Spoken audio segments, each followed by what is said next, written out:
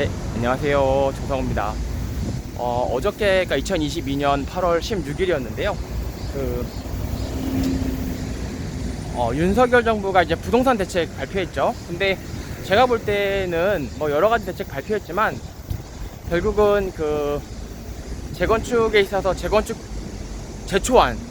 초과이익 환수제랑 분양가 상한제랑 뭐 안전진단 완화해주겠다 뭐 이런 건데, 그리고 또 이제 청년들에 대해서 원가 70%로 청년주택 공급하겠다.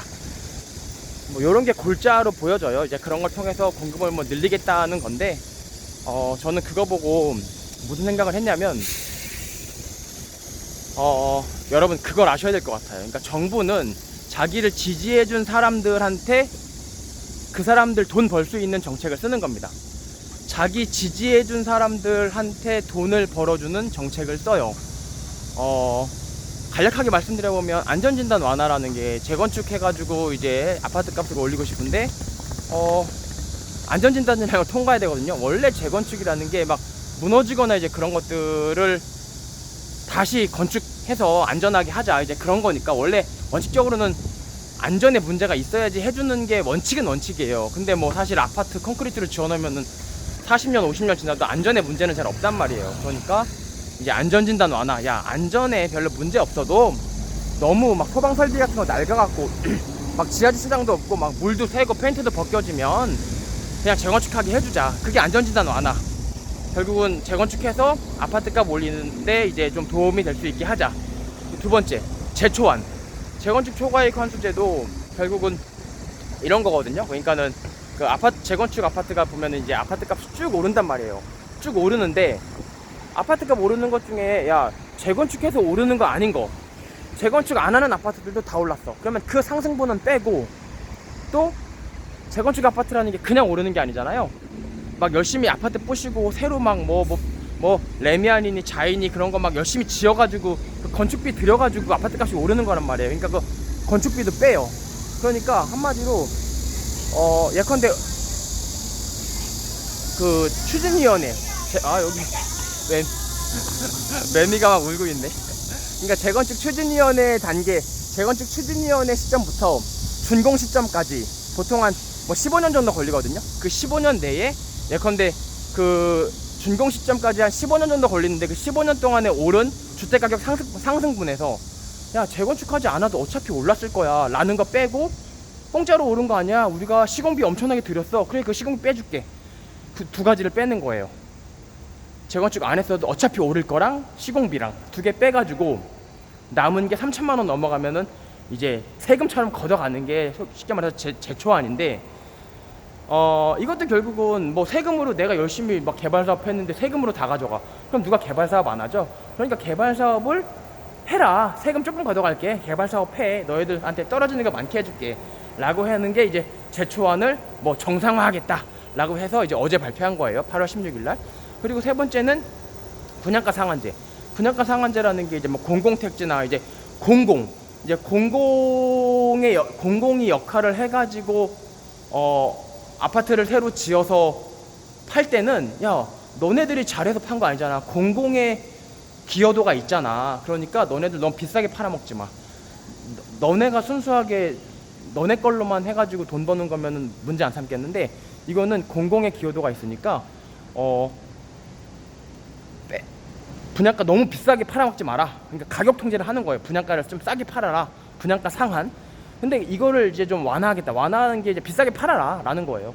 그럼 비싸게 팔면 뭐가 좋아요? 어차피 그 아파트 조합원들끼리 조합을 만들어 가지고 이제 재건축 사업을 시행하는데, 말하자면은 아파트 조합원들이 생산한 물건을 비싸게 팔아먹을 수 있게 해주는 거니까 조합원들이 당연히 분담금이 줄어들겠죠. 돈을 조금만 내도 되는 거야. 왜냐면 비싸게 팔아먹으니까 일반 분양자들한테 받은 분양대금으로 아파트 지으면 된단 말이에요. 그래서 이 세 가지를 골자로 하는 거고, 그리고 또 아까 잠깐 말씀드렸듯이 그 청년들에 대해서 이제 역세권에다가 원가 70%로 좀 싸게 청년들한테 분양을 하겠다. 이제 그런 내용을 발표한 게 어제 16일 날 이게 골자예요. 골자인데 저는 약간 좀 소름 돋았던 게 그 재초안에서 어떤 게 있었냐면 10년 보유 한 사람들에 대해서 제초한 분담금을 대폭적으로 깎아주겠다는 거예요. 근데 그러니까 이게 무슨 얘기냐면, 여러분들 이제 제가 뭐 조금 이제 제 개인적인 얘기가 들어가는 거예요. 그 10년 보유, 재건축 아파트를 10년 보유하고 있다는 건 뭐예요? 재건축 아파트가 원래 오래됐죠. 막 40년씩 돼야지 재건축이 되잖아요. 근데 그 아파트를 10년 동안 보유하고 있었대요. 일단 나이가 많은 우리 사회 시니어 계층이란 얘기예요. 그 사람들한테는 제초안도 거의 반 정도로 깎아줘요. 그러니까 뭐 예를 들어 보니까 뭐 반포에 있는 현대아파트 같은 경우에 3억 4천 정도 나올 게 1억대 후반으로 줄어들거든요. 그만큼 10년 보유한 사람들에 대해서는 제초안을 대폭 경감하겠다. 그러면서 왜 무슨 목적으로? 라고 물어보니까 실수요자를 보호한대요. 그러면 옛날에 10년 동안, 옛날에 그러니까 지금 시점 기준으로 과거 10년 동안 보유했던 사람은 실수요자고, 지금 그 재건축 아파트를 사가지고 앞으로 30년 동안 살려고 그 재건축 아파트를 산 저 같은 MZ 세대들, 이런 사람들은 실수요자가 아닌가요? 저는 앞으로 30년을 이 땅에서, 사실 저는 제가 이제 재건축 아파트를 저는 죽을 때까지 살고 싶어서 샀는데 앞으로 진짜 40년 동안 더 살고 싶은데, 이런 사람은 실수요자가 아니고 과거에 10년 동안 보유했던 사람들은 실수요자라고 해서 한 반 정도 깎아준다는 거예요, 제초안을. 그거를 보고 그냥 지금 관심 있는 거는요, 당신들을, 그러니까 윤석열 정부를 지지해준 사람들에게 돈을 벌어주는 거가 가장 관심사예요.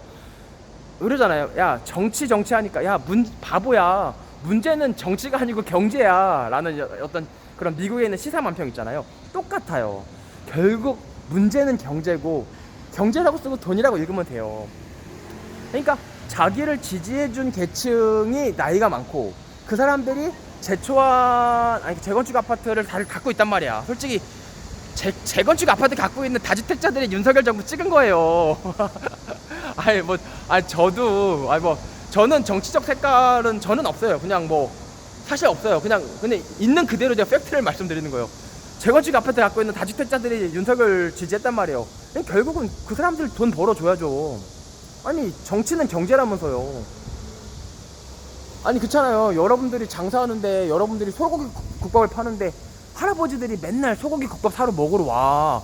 가만히 보니까 젊은 사람들 별로 안 오고 소고기 국밥 먹으러 다 할아버지들이 와. 그러면은 여러분들이 당연히 어르신들 입맛에 맞춰야죠. 그러니까 똑같은 거예요. 그걸 뭐 나쁘게 얘기하는 게 아니고. 그래서 결국은 재건축 갖고 있는 다주택자들이 윤석열 정부를 찍었고, 윤석열은 그에 맞춰서 이제 그들에게 돈을 주는 거예요.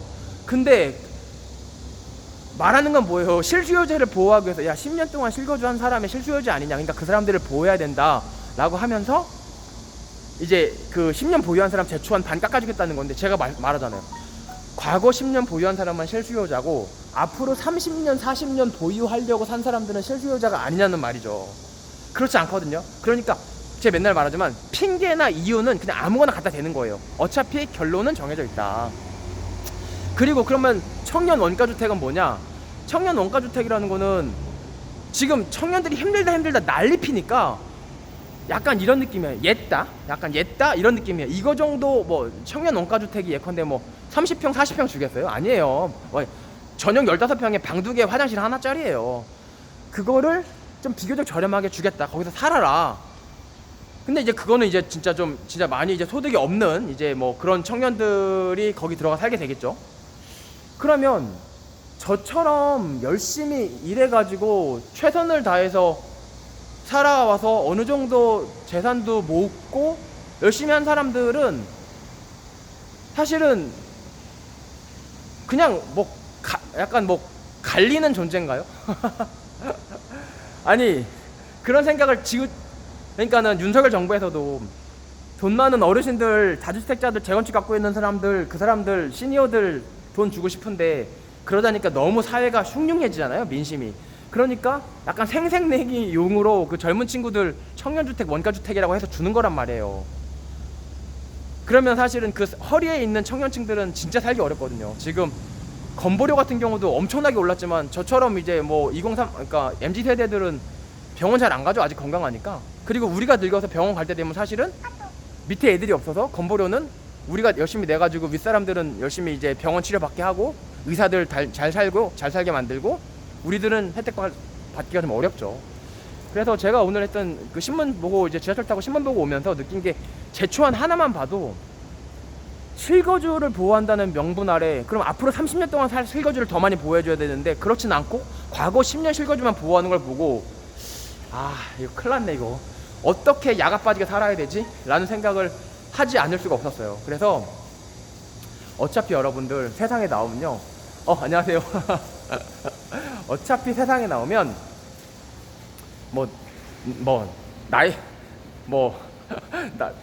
나이 많다고 여러분들이 그분들한테 존댓말 써준다고 그분들이 여러분 도와주지 않습니다. 여러분들 몫은 여러분들이 찾으셔야 되거든요. 그래서 어쨌든 뭐 그런 얘기 좀 해보려고 영상을 켰네요. 네, 정상우였습니다.